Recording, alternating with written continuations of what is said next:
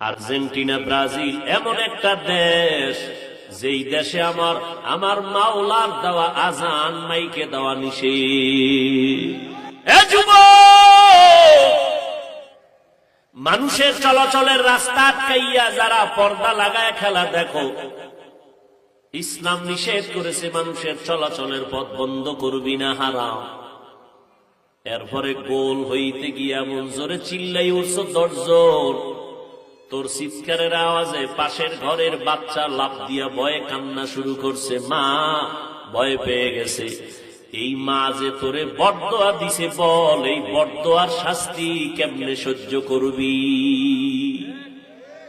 মানুষের বরদোয়ার শাস্তি বড় মারাত্মক। হঠাৎ দেখবি তোর পাও ভাঙ্গা, নাইলে কিডনি নাই। বরদোয়া বড় কঠিন, মানুষের বরদোয়া বড় কঠিন।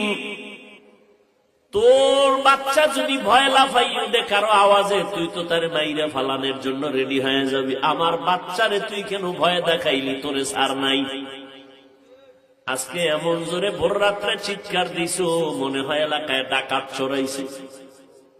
মহিলারা ভয় পেয়ে গেল।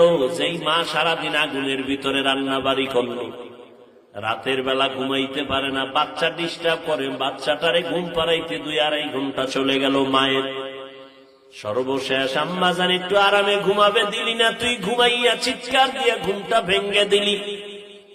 মানুষের বরদোয়া নিস না, কপাল পুড়ে যাবে, কপাল পুড়ে যাবে। আর এই পোড়া কপালের শাস্তি মরার আগে হবে, মরার পরে না, আগেই হবে, লিখে রাখ। মানুষের কষ্ট দিয়া বরদোয়া নিবি না, সাবধান।